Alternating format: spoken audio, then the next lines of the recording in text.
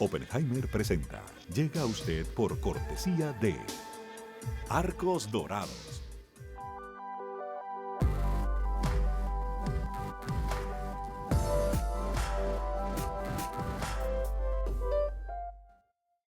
En Buenos Aires, Argentina, hay una universidad que te prepara para trabajar sin fronteras. UADE, una gran universidad.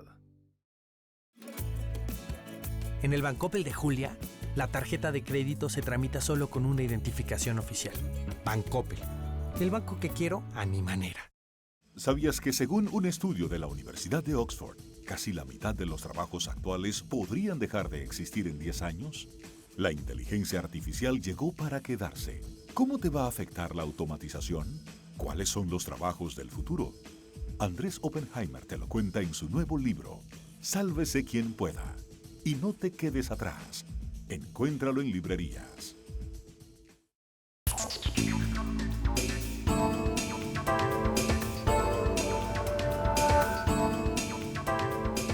Hola, soy Andrés Oppenheimer. Gracias por estar con nosotros.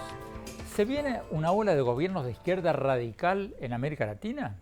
El candidato de izquierda, Pedro Castillo, está primero en varias encuestas para las elecciones presidenciales del 6 de junio en Perú. En Chile, candidatos independientes y de izquierda, incluyendo el Partido Comunista, obtuvieron excelentes resultados en las elecciones del 16 de mayo para una nueva asamblea constituyente.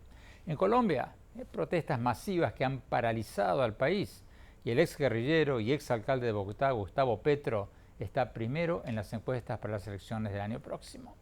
Y el 6 de junio habrá también elecciones intermedias en México, que serán cruciales porque, aunque no está en la izquierda radical, un triunfo del partido del presidente Andrés Manuel López Obrador podría consolidar todavía más sus poderes. Hoy vamos a analizar todo esto con algunos invitados de lujo. Vamos a tener a la canciller y vicepresidente de Colombia, Marta Lucía Ramírez, al historiador y escritor mexicano Enrique Krause, uno de los intelectuales más conocidos e influyentes de México, al periodista y escritor peruano Álvaro Vargas Llosa, y a la periodista peruana Rosa María Palacios, que tiene nada menos que 3.2 millones de seguidores en Twitter. Vamos directo al grano. Empecemos con las elecciones en Perú, que podrían llevar a la presidencia al maestro de primaria, Pedro Castillo. Su contrincante, Keiko Fujimori, dice que si gana Castillo se viene el comunismo al Perú. Lo cierto es que Castillo llegó a la segunda vuelta electoral con un plan de gobierno que se autodefine como marxista y que en sus primeras páginas parece desdeñar otras vertientes, otras alas más moderadas de la izquierda, diciendo textualmente, abro comillas, para ser de izquierda hay que abrazar la teoría marxista, cierro comillas. Ese plan de gobierno propone, entre otras cosas, estatizar empresas multinacionales y regular medios de prensa. Después de que Castillo ganó la primera vuelta entre 18 candidatos, con un 19% del voto, cambió su plan de gobierno para la segunda vuelta electoral y presentó otro menos específico, más light.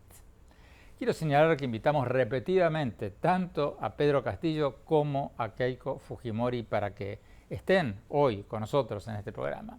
Keiko Fujimori nos dijo que no, supuestamente por motivos de agenda.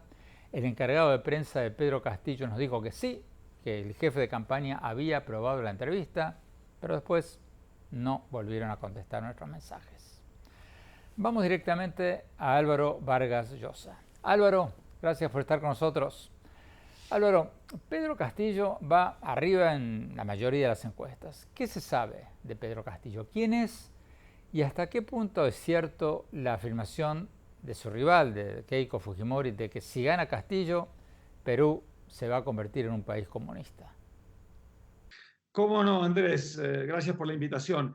Mira, Pedro Castillo fue el líder de una facción del sindicato de maestros que en el año 2017 dirigió una huelga. No fue cualquier facción, fue una facción integrada por miembros de Sendero Luminoso, que tienen ahora un organismo de fachada que se llama Movadef. Un año después hizo un viaje a Bolivia acompañado de 5 miembros de este mismo organismo de fachada de Sendero Luminoso. Además de ello, es el candidato de un partido, el Partido Perú Libre, cuyo fundador, dueño y dirigente central es un tal Vladimir Cerrón, que se declara en el programa de gobierno marxista, leninista, mariatiguista, y que en el programa de gobierno que el propio Pedro Castillo hizo suyo como candidato de este partido, declara a Fidel Castro como su gran referencia. Y todo el programa está basado en la, receta o libreto que ya hemos visto practicar en otras partes: llegar al poder, convocar un referéndum, si gana el referéndum, convocar una asamblea constituyente, con lo cual elimina el Congreso, y esa asamblea constituyente la convierte en un instrumento para organizar un régimen de naturaleza distinta. Nada de esto lo permite la Constitución peruana, es total y absolutamente ilegal e inconstitucional, de manera que estamos ante un peligro extraordinariamente serio, Andrés. Varios de los congresistas que han sido elegidos en la primera vuelta de esa agrupación son gentes que están o investigadas o ya imputadas por relaciones con el terrorismo. De manera que estamos ante un peligro extremadamente grave en un país estratégico de América del Sur. Bueno, Álvaro, pero ¿qué dices del argumento de que en América Latina hemos visto muchos casos de candidatos que cambian de color, cambian de bando apenas ganan? Tú hoy estás en Ecuador. En Ecuador, el expresidente Lenín Moreno era el candidato de Rafael Correa y después se dio vuelta. ¿Qué dices de esa posibilidad en el caso de Castillo? Diría dos cosas. Primero, los antecedentes, es decir, estamos hablando de un partido que tiene un programa ideológico, es un programa que está muy detallado y digamos, con una especificidad que no hemos visto en el tipo de experimentos a los que tú te refieres en el pasado. Por otro lado, hay que tener en cuenta lo siguiente. Ellos han presentado al país un programa que pide la nacionalización completa de la economía, que piden, digamos, convertir al Perú en una isla, porque quieren desconectar comercialmente al Perú del mundo exterior, y además quieren, como digo, cambiar completamente la naturaleza del régimen democrático por un sistema de tipo totalitario. Entonces, lo que me estás diciendo, ¿hay alguna posibilidad de que nos estén mintiendo? Bueno, hasta ahora en toda la segunda vuelta ellos han ratificado lo esencial de ese programa, no ha habido una retractación de ese programa en lo más mínimo.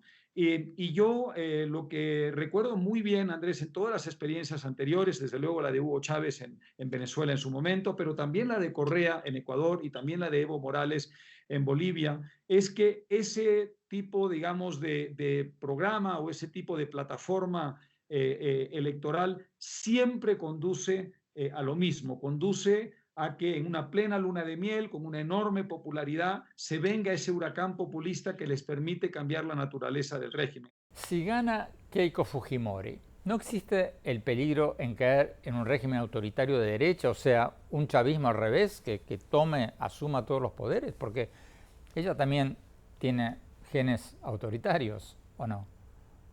Mira, por supuesto, el régimen de los años 90 fue un régimen autoritario dictatorial contra el cual yo, combatí de manera muy resuelta, y no hay ninguna duda que hay esos antecedentes que le afectan mucho su candidatura. Sin embargo, ella ha hecho unos esfuerzos enormes y denodados, no solamente por pedir perdón por sus errores y reconocerlos con hidalguía, sino también por comprometerse de una manera que es muy explícita ante distintas instituciones y personalidades del país una y otra vez a respetar escrupulosamente su mandato y a gobernar, por supuesto, con apego a la Constitución. Yo añadiría algo más, Andrés. Una es que ahora ha empezado a estar rodeada de personas que fueron en los últimos años muy críticas del fujimorismo, es decir, personalidades que no tienen nada que ver con la etapa oscura de los 90, ni nada que ver con la organización en sí misma, sino que son independientes, que son conscientes del peligro totalitario que se cierne sobre el país y que quisieran ayudarla a hacer un mucho mejor gobierno del que sus críticos y adversarios esperan. El peligro del totalitarismo de izquierda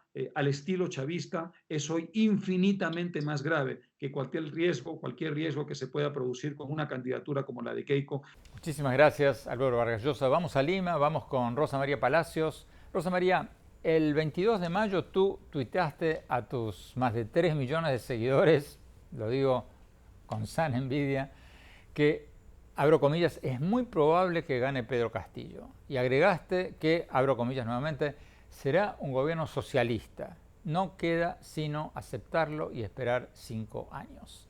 Cierro comillas. Eso es lo que tú escribiste.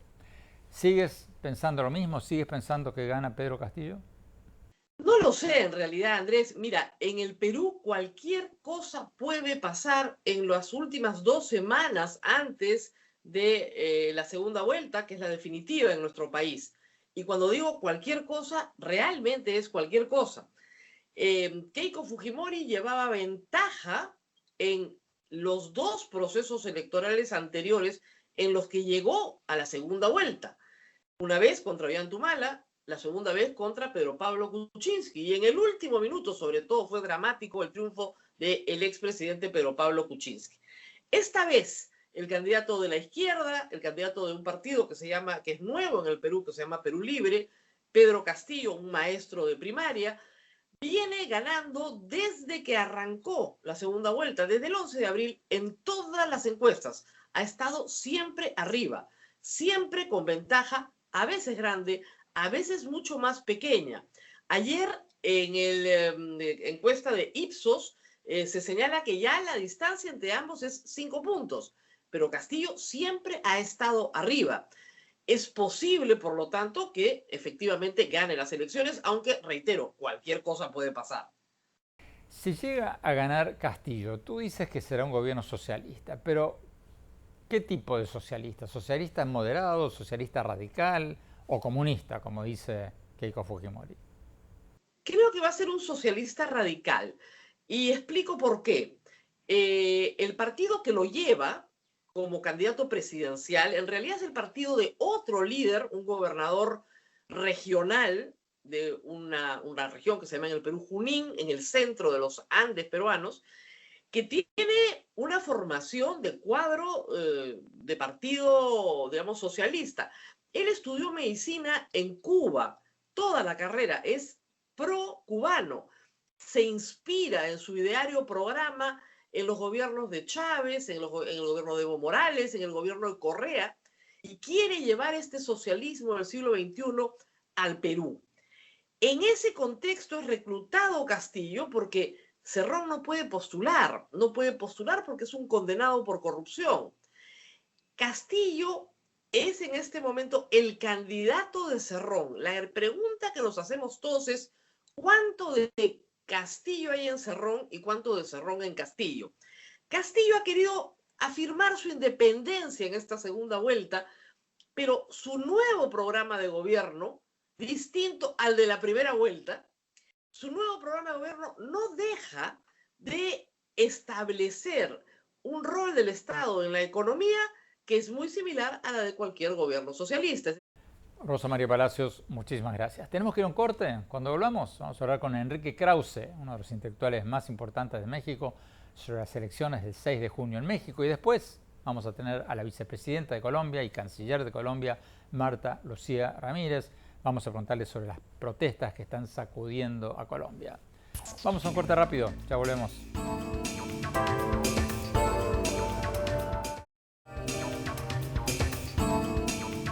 Gracias por seguir con nosotros. El 6 de enero van a tener lugar las elecciones intermedias en México. Van a ser cruciales porque van a definir si el presidente Andrés Manuel López Obrador va a poder conservar su mayoría absoluta en el Congreso. Sus críticos dicen que si lo logra, va a sentirse tentado a concentrar aún más poderes. Hace pocas horas hablamos con el historiador mexicano Enrique Krause, uno de los intelectuales más conocidos e influyentes de México. Veamos lo que nos dijo.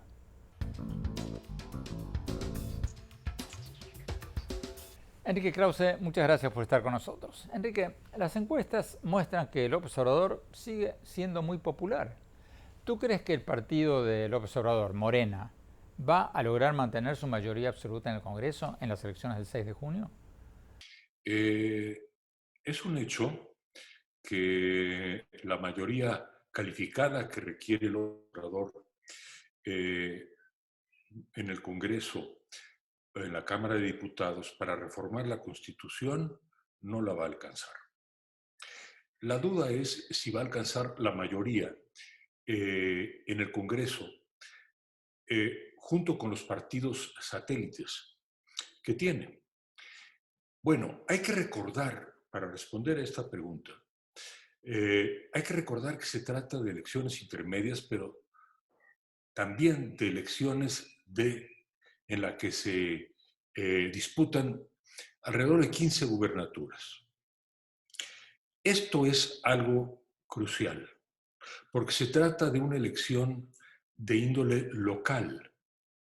Yo creo, según las encuestas, que al menos la mitad de las gubernaturas de los estados van a ir a la oposición. Es muy probable que esta votación a favor de la oposición en las gubernaturas arrastre también la votación a favor de la oposición en la Cámara de Diputados. Si este es el caso, Morena y sus aliados podrían perder esa mayoría absoluta. La moneda está en el aire. Algunas encuestas dicen que López Obrador, y tú lo has insinuado recién, podría mantener una mayoría absoluta con sus socios del Partido del Trabajo y del Partido Verde Ecologista. Esos partidos, supongamos que ese es el caso, junto con Morena, llegarían a la mayoría absoluta. Entonces acaba la pregunta, ¿esos partidos socios son incondicionales de López Obrador o podrían abrirse? Totalmente incondicionales. El PT, desde luego, que tiene simpatías, hay que decirlo, por Corea del Norte, antiguas simpatías por Corea del Norte. El Partido Verde es un partido veleta, es un partido que se renta, diría yo, al mejor postor, o así ha sido su trayectoria. Yo creo que han volteado la espalda a la buena tradición de un futuro mejor, de un futuro ecológico para México. Si fueran coherentes con esa tradición, con esa marca de ellos, bueno, se habrían opuesto claramente a varios proyectos en marcha del presidente que han hecho mucho daño al medio ambiente en México, como es la refinería, sus proyectos de la refinería de Dos Bocas o el Tren Maya y tantos otros. Pero la respuesta es que sí, Andrés, son incondicionales. La pregunta del $1.000.000. López Obrador ha dicho varias veces que no se va a reelegir, que no se va a quedar en el poder más allá de su sexenio. Si gana la mayoría absoluta en el Congreso en estas elecciones del 6 de junio, ya sea solo con su partido o con partidos satélites, ¿tú crees que va a cumplir con su palabra o no? Por algo es la pregunta del $1.000.000, Andrés. Desde luego que yo confío que no, que sería un acto de gigantesca irresponsabilidad que lo intentara, porque México, a partir de la Revolución Mexicana, que nació con el lema sufragio efectivo, no reelección, México, inclusive en los tiempos del PRI, respetó la no reelección. Es como el primer mandamiento de la vida política mexicana. Pasar sobre ese precepto nacido de la historia y que costó, podemos decir, cientos de miles de muertos en la segunda década del siglo XX, sería gravísimo. Yo quiero, pero también tiendo a creer que no lo intentará. Por otro lado, Andrés, de aquí al año de 24, a mediados de 24, cuando se celebrarán las elecciones presidenciales, pues falta mucho tiempo. Y lo que sí estoy seguro, y también espero, es que existe una conciencia democrática y un sentido de alerta muy claro en la ciudadanía mexicana. Yo espero que estas elecciones del 6 de junio sean pacíficas, desde luego, también muy concurridas, y que los mexicanos expresen su voluntad en las urnas, y que el gobierno de López Obrador, en la segunda parte de su mandato, respete la libertad, respete la democracia, respete las instituciones. Eso es lo que siempre me ha preocupado y me sigue preocupando. Bueno, a eso iba. ¿Cómo te imaginas el gobierno de López Obrador si gana la mayoría absoluta, con o sin sus socios? ¿Va a radicalizarse o va a moderarse? Hay un terreno intermedio, Andrés, incierto terreno entre la radicalización y la moderación. No está en el temple, en el carácter, en la actitud de López Obrador, la moderación. Él cree firmemente, yo diría que casi religiosamente, en las ideas, no ha engañado a nadie en ese sentido.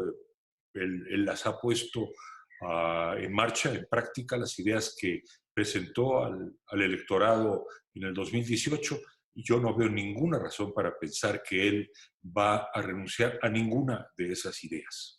Ahora bien, si por radicalizarse quiere decir tomar de una manera franca, digamos, un camino como el de Venezuela o Cuba, o el que al parecer está apuntando en el Perú, en el caso de que Pedro Castillo gane, no lo creo. Es decir, López Obrador no va a proceder a nacionalizar empresas, cosas de esa índole.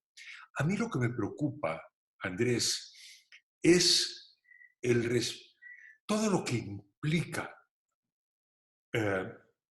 la democracia y la libertad.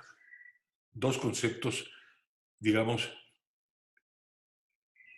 que la historia y la filosofía y la moral deben de ver siempre juntos. Me preocupa el futuro de la democracia y de la libertad en México porque ha sido un presidente marcadamente intolerante con la crítica y con una tendencia, bueno, muy perturbadora y muy marcada a concentrar el poder en su persona.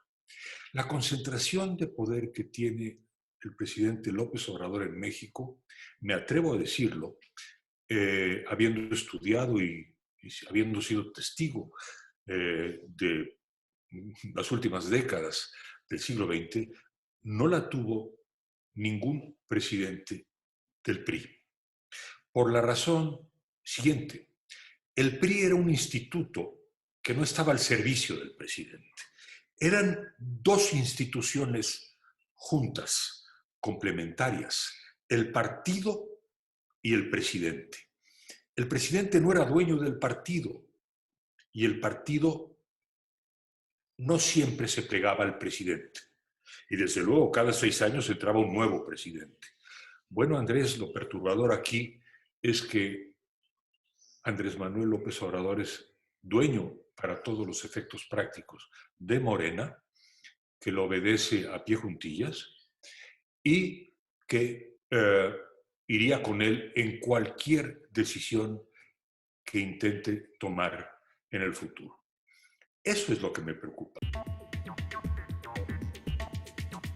Tenemos que ir a un corte. Cuando volvamos, seguimos hablando con el historiador mexicano Enrique Krause. Y más tarde vamos a hablar con la vicepresidenta y canciller de Colombia, Marta Lucía Ramírez, sobre las protestas que están paralizando a Colombia. Le vamos a preguntar si son legítimas o están siendo alentadas por algún candidato opositor o por otro país. No se vayan, ya volvemos.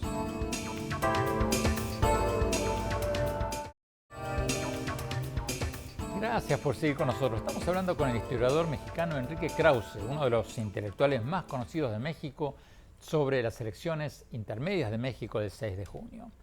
Son elecciones súper importantes porque está en juego si el presidente López Obrador va a poder mantener su mayoría absoluta en el Congreso. Sigamos viendo la entrevista.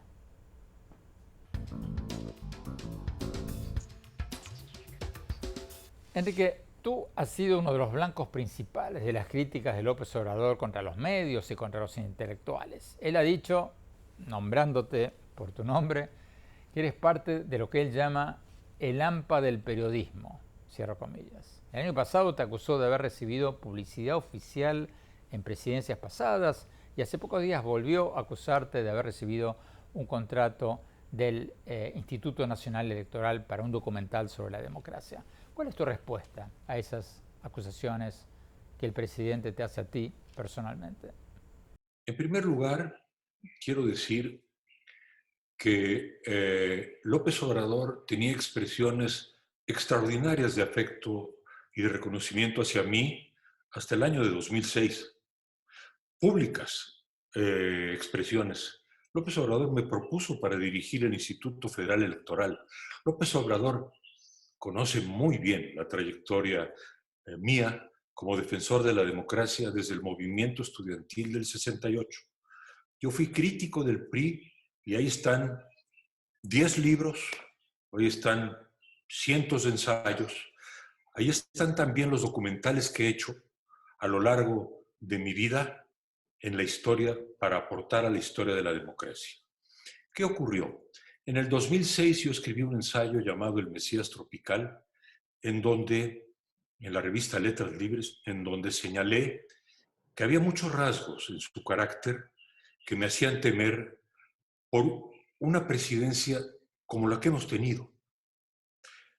Ese ensayo, dolorosamente para mí, porque hubiera querido estar equivocado, es el ensayo que previó en una buena medida lo que estamos viviendo. Esto no me lo perdona. Por lo que hace no son sus críticas, Andrés, son sus ataques. Los ataques que me ha lanzado. Yo tengo una compañía de documentales que ha hecho 500 documentales históricos. En una licitación, y sí, ganamos un concurso para hacer un documental, hemos hecho 10, sobre la historia de las elecciones en México, y un instituto independiente, que es el Instituto Nacional Electoral, contrató ese documental. Por cierto, en los documentales de Clio aparece con bastante frecuencia López Obrador, hablando de la contribución importante de la izquierda a la democracia. De modo que lo que él quiere no es criticarme, lo que él quiere es, y lo ha querido mucho, me menciona con mucha frecuencia, es atacarme, desacreditarme. Pero, Andrés, 20 libros, 50 años, una trayectoria crítica en la revista Vuelta, en el periódico Reforma, en los diarios internacionales, en Letras Libres, eso no lo va a poder borrar. Eso está allí y él lo sabe. Por otro lado, caray, hay que ver lo que López Obrador está dando ahora mismo a diarios y revistas que son afines a él. Te puedo asegurar que no son cacahuates. Enrique, tú has escrito mucho sobre el populismo. ¿Cómo te explicas lo que está pasando? Tú acabas de mencionar el caso de Perú, el fenómeno de Pedro Castillo en Perú. ¿Cómo explicas lo que está pasando en Perú? ¿Cómo explicas que la izquierda chilena haya ganado las elecciones de mayo en Chile, cuya economía es la que mejor anda en las últimas décadas en América Latina? ¿Cómo explicas que Gustavo Petro esté primero en las elecciones del año que viene en Colombia? ¿Qué está pasando? Es un fenómeno muy complejo. Yo comencé a estudiarlo cuando escribí un libro sobre Hugo Chávez en Venezuela. Creo, Andrés, que tiene que ver con nuestra historia. Escribí un libro sobre eso que se llama El pueblo soy yo. Nuestra historia política profunda, nuestra filosofía política profunda. Y ahí argumenté que en la historia de Hispanoamérica hay como un subconsciente con dos elementos muy perturbadores: el monárquico y el caudillista. La monarquía hispana que dominó estos reinos por 300 años, y luego los caudillos del siglo XIX y XX. En el intersticio de esos dos tipos de dominación, pudimos construir en algunos países, Argentina, Uruguay, Chile, y menos en algunos otros, un orden democrático. En otras palabras, Andrés, la historia conspira en contra de la democracia liberal en América Latina. No obstante, la hemos ido construyendo. Es una lástima, pero así lo estoy viendo. Y por lo visto, no habrá mejor manera de aprender democráticamente el valor de la libertad y de la democracia. No habrá mejor manera que padecer un régimen que los pone en peligro. Yo creo que Ecuador lo ha aprendido. Yo espero que México lo vaya aprendiendo y que estas elecciones equilibren un poco ese orden. Te aseguro que si Venezuela llega a volver y volverá a tener un orden democrático, no incurrirá por décadas o quizá para siempre en una dictadura. Estoy seguro de ello. Pero nadie, por lo visto, aprende en cabeza ajena. Entonces, el Perú, si triunfa el candidato que lleva ahora la delantera, tendrá que aprender como Venezuela, de la manera más dramática. Tendrá que aprender con sudor, con lágrimas, con pobreza, con exilio, un precio carísimo, como el que Venezuela ante nuestros propios ojos está pagando. Pero toda América Latina es ahora un territorio con la gran interrogación. ¿Entenderá? ¿Aprenderá de la experiencia? Me temo que cada país concentrado en sí mismo tiene que aprender la lección y a menudo estas lecciones son muy dolorosas. Tenemos que ir a un corte. Cuando volvamos vamos a hablar con la vicepresidenta y canciller de Colombia, Marta Lucía Ramírez. Vamos a preguntarle sobre las protestas que están ocurriendo en Colombia y si son legítimas o si están siendo alentadas desde afuera. No se vayan, ya volvemos.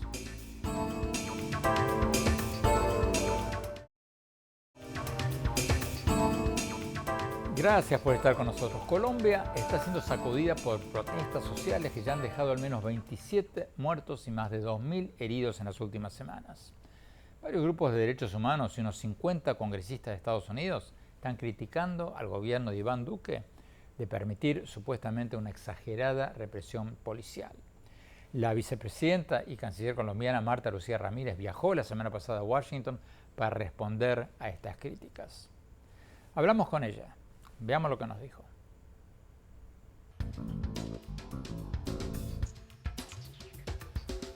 Vicepresidenta, canciller, gracias por estar con nosotros.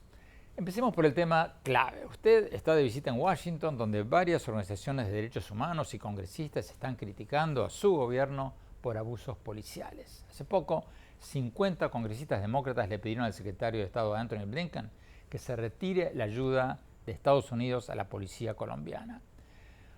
¿Usted reconoce que han habido abusos policiales en Colombia o no? En primer lugar, Andrés, muchísimas gracias por esta oportunidad de compartir con la opinión lo que está sucediendo en Colombia. Nosotros tenemos un momento muy difícil realmente como consecuencia de muchas crisis que está viviendo nuestro país, al igual que el resto del mundo, quizás en Colombia más acentuadas. Hemos tenido la crisis de esta pandemia, un año en el cual cerca de 9 meses estuvo cerrada la economía. Mucha gente perdió empleos, muchísima gente realmente se empobreció, muchísima gente se empobreció. En segundo lugar, la crisis derivada de un huracán que vivimos en San Andrés, en donde prácticamente se destruyó esa isla de Providencia y una parte del archipiélago. Y esto ha generado unas enormes pérdidas, enormes costos, una gran frustración para el pueblo colombiano. En tercer lugar, obviamente toda esta crisis económica derivada de la pandemia, pero también la crisis social, la pérdida de vidas que ha sido muy dolorosa para nuestro país y sobre todo este temor, la incertidumbre de los colombianos frente al futuro. En cuarto lugar, Andrés, lo que significa una migración venezolana que hemos acogido con gran solidaridad, con gran compromiso, pero son 2 millones de personas que realmente han llegado a nuestro país y a los cuales estamos procurando darles el acceso a todos sus derechos, igual que lo hacemos con cualquier colombiano. ¿Cuál es la sensación que hay en Colombia? Descontento, incertidumbre, temor hacia el futuro. Entonces, por toda esta razón, entendemos que la gente quiere protestar, la gente está expresando su descontento y la obligación nuestra como Estado es garantizar que se puedan hacer las protestas con total seguridad para quienes manifiestan. Esa es la función de la policía, proteger a todos los ciudadanos por igual. Lamentablemente, en el curso de las protestas ha habido algunos hechos violentos que se han iniciado por parte de civiles que estaban armados. Algunos de ellos, no quiero decir por ningún motivo que los que manifiestan sean personas armadas, sino que ha habido excepcionalmente grupos de personas armadas que han dado lugar a que se vuelva un caos algunas de las protestas, pero desafortunadamente ha habido algunos casos que se podrían considerar como abuso policial. Se están investigando en este momento por la Procuraduría, por la Fiscalía, por la Defensoría, y precisamente esas son las razones de mi visita. Bueno, vicepresidenta, pero por lo que leo en los periódicos, ustedes hasta ahora no han permitido visitas de misiones de la OEA y de la Comisión Interamericana de Derechos Humanos. La verdad, no, Andrés. La CIDH le pidió a la Fiscalía y a la Procuraduría preparar una información, unificar toda la información, tener certeza, porque es que se estaba hablando hace una semana de 400 y pico personas desaparecidas. Hasta hoy tenemos una denuncia de presunta desaparición cuando estaban hablando de 460. Entonces, ¿qué queremos? Que esta solicitud de la CIDH se atienda por parte de las entidades. Ya ellos han preparado la información. Yo pedí ayer una audiencia privada para que se entregue esta información a la CIDH, y adicionalmente la CIDH había pedido una audiencia para el 29 de junio. Lo que acordamos ayer es que tan pronto pase esa audiencia del 29 de junio, van a venir a Colombia y tienen la bienvenida de nuestro gobierno, y eso es lo que les expresé el día de ayer. Recordemos que en situaciones similares en otros países la CIDH ha podido ir 4 meses después, 5 meses después. En el caso de Colombia le estamos dando la bienvenida para que venga dentro del mes siguiente a que se ha desarrollado todas estas protestas, algunas veces con hechos violentos que lamentamos, y en donde haya cualquier tipo de abuso policial, Andrés. Lo importante es decir, ni el Estado colombiano ni nuestro gobierno está dispuesto a tolerarlo. Queremos una policía con los más altos estándares de eficacia, de respeto a los derechos humanos. Y si hay algún exceso en el uso de la fuerza, también queremos que los policías respondan como cualquier otro ciudadano. Aquí no puede haber excepción. El personal uniformado y el personal civil, todos estamos sometidos a la ley de Colombia y al respeto a los derechos humanos. Tenemos que ir a un corte. Cuando hablamos, seguimos con la vicepresidenta y canciller de Colombia. Le vamos a preguntar si estas protestas en Colombia son legítimas o si están siendo alentadas por algún candidato opositor o por Venezuela. No se vayan, ya volvemos.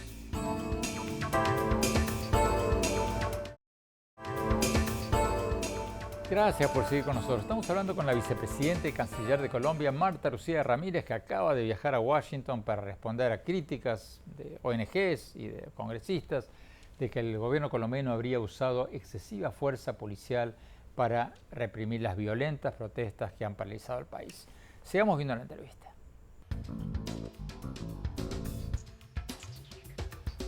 Vicepresidenta, ¿cuán legítimo es este movimiento que ha paralizado a Colombia? Se lo pregunto porque después de las protestas que vimos en Cali, el presidente Iván Duque reconoció que las demandas de los jóvenes que se manifiestan son legítimas, pero después, en un video en inglés, Duque dio a entender que quien está detrás del paro es Gustavo Petro, el probable candidato presidencial de izquierda para las elecciones del año que viene. Entonces, ¿es legítimo el paro o está siendo alentado por Petro o por otros?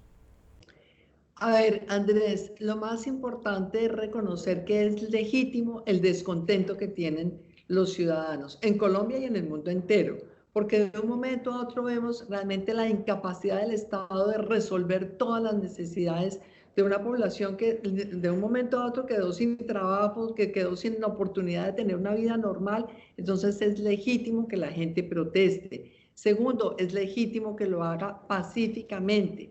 Lo que no está bien es que en el marco de las protestas se desarrollen actividades violentas, y es violento disparar a una manifestación como lo han hecho algunos civiles, pero también es violentar a todos los colombianos cuando se bloquean los caminos, cuando se bloquean todas las principales arterias viales del país, impidiendo que los alimentos lleguen a los mercados de las ciudades de Colombia, impidiendo que los medicamentos lleguen a los hospitales, impidiendo, Andrés, que el oxígeno llegue a los hospitales. Hace 8 días prácticamente teníamos sin oxígeno en los hospitales de Bogotá, justamente en la tercera etapa más fuerte del desarrollo del COVID en nuestro país, cuando teníamos unas unidades de cuidados intensivos casi que al 90% de ocupación, frenaron la llegada del oxígeno. Lo que no está bien es que por frenar estas carreteras paren ambulancias. Eso es un delito contra el derecho internacional humanitario,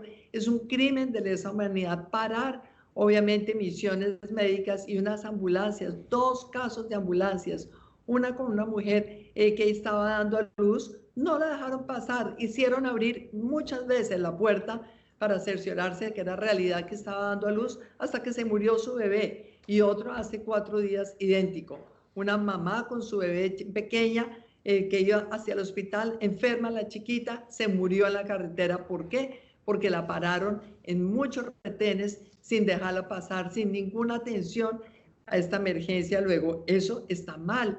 Y nosotros tenemos entonces, por esa razón, que pedir a la comunidad nacional, a todos los ciudadanos en Colombia, por Dios, hay que protestar, pero no se acepta poner en riesgo la vida de los demás, afectar el bien común, destruir el sistema de transporte masivo. Recordemos que en Chile pasó algo muy parecido hace 2 años, y yo sí creo que hay actores políticos y que hay, digamos que, unos movimientos políticos que están interesados en perturbar, en generar caos, en restarle legitimidad a la democracia, en hacer que fracase el Estado. Y eso es lo que tenemos nosotros que tener muy en cuenta, porque claro, Colombia tiene unas elecciones el próximo año. Nosotros esperamos que el pueblo colombiano entienda que aquellos que están dedicados a estimular el odio, a hacer fracasar el Estado, a hacer fracasar la economía, jamás van a hacer nada bueno por el pueblo colombiano. Nuestro trabajo está haciéndose permanentemente para recuperar empleos, para darle un ingreso digno a los colombianos a través de su trabajo.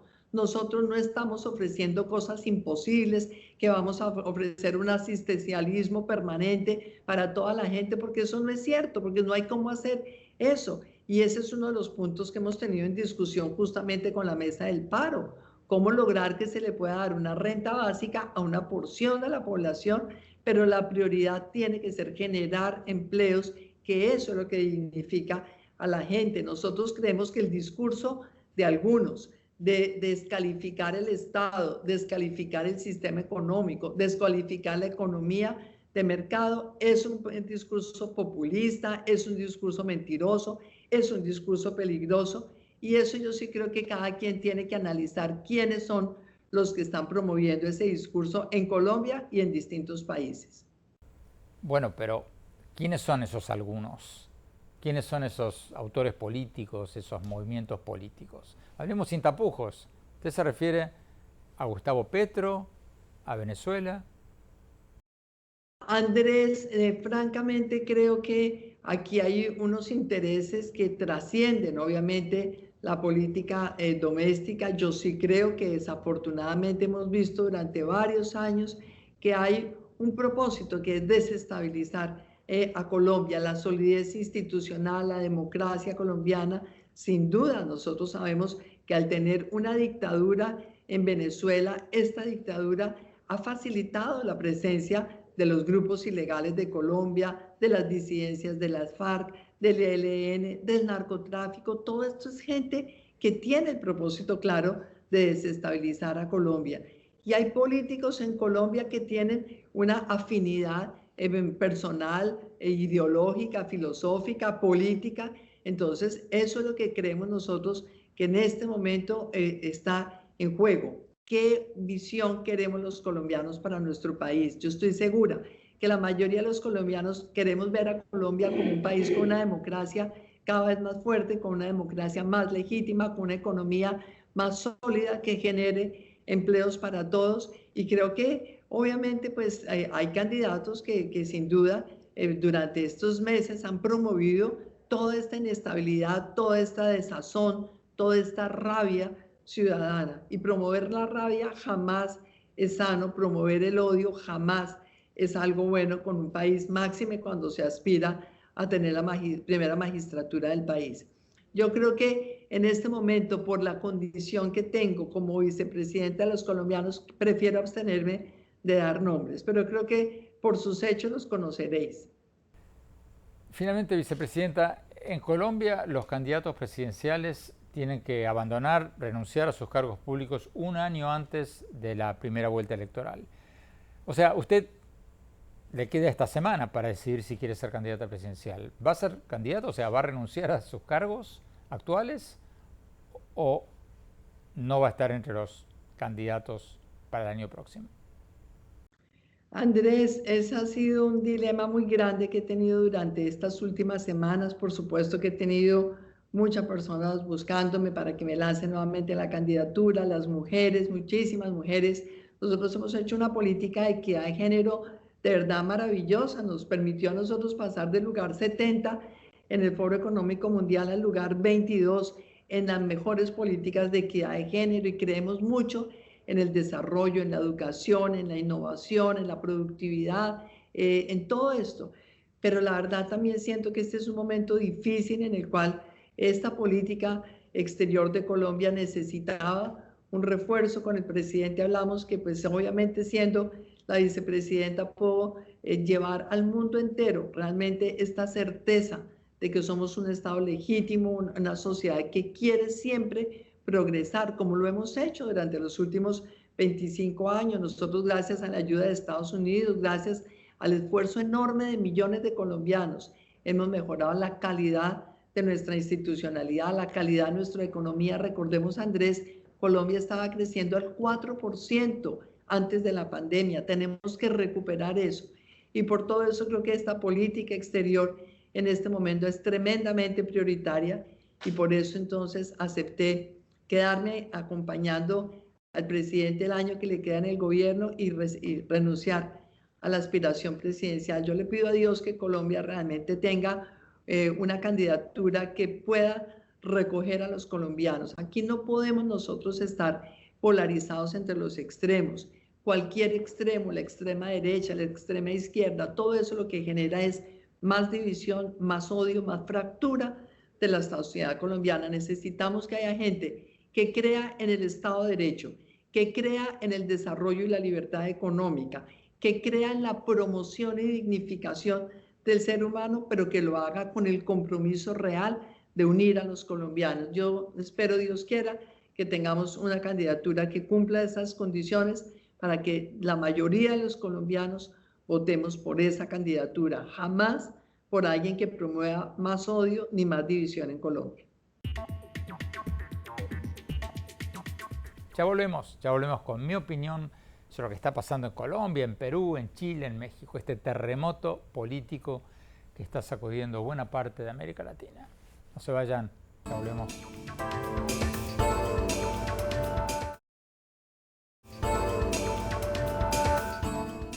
Gracias por seguir con nosotros. Mi opinión sobre el tema central del que hablamos hoy, el terremoto político que estamos viendo en América Latina. El candidato de extrema izquierda, Pedro Castillo, está primero en las encuestas para las elecciones del 6 de junio en Perú.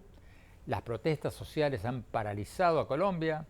Los independientes y la izquierda radical, incluyendo el Partido Comunista, han tenido excelentes resultados en las elecciones del 16 de mayo en Chile para una asamblea constituyente.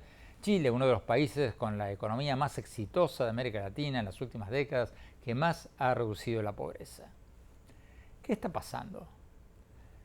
Puede ser que haya actores externos impulsando estas protestas, como nos decía hoy la vicepresidenta de Colombia, Marta Lucía Ramírez. Porque a río revuelto, ganancia de pescadores. Pero para mí, la principal explicación de todo esto es que lo que estamos viendo es el coletazo político de la pandemia. ¿Por qué digo esto?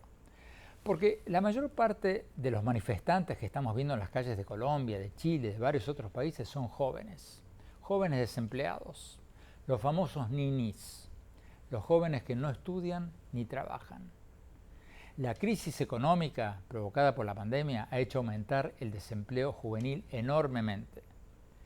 Y por otro lado, el cierre de las escuelas y las universidades por la pandemia ha hecho que muchos de ellos dejen de estudiar porque no tiene una computadora o no tiene una buena conexión de internet. Y si a todo esto le sumamos que la mayoría de los jóvenes están recibiendo sus noticias de redes sociales y que las redes sociales están repletas de fake news, bueno, tenemos un cóctel explosivo.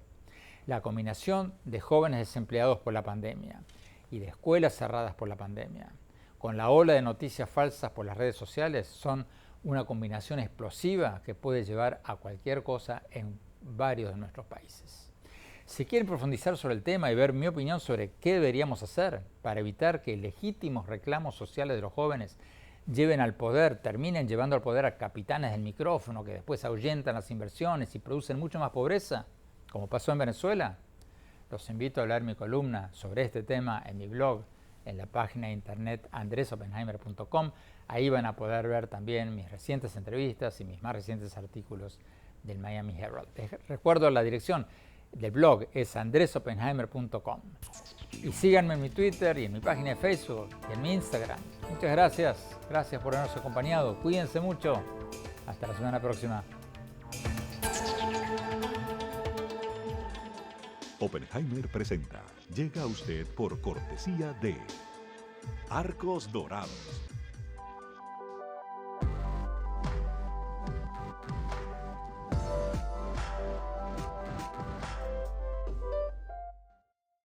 En Buenos Aires, Argentina, hay una universidad que te prepara para trabajar sin fronteras. UADE, una gran universidad. En el Bancoppel de Pedro, el préstamo digital se obtiene a través de un sencillo SMS. Bancoppel, el banco que quiero a mi manera. ¿Sabías que según un estudio de la Universidad de Oxford, casi la mitad de los trabajos actuales podrían dejar de existir en 10 años? La inteligencia artificial llegó para quedarse. ¿Cómo te va a afectar la automatización? ¿Cuáles son los trabajos del futuro?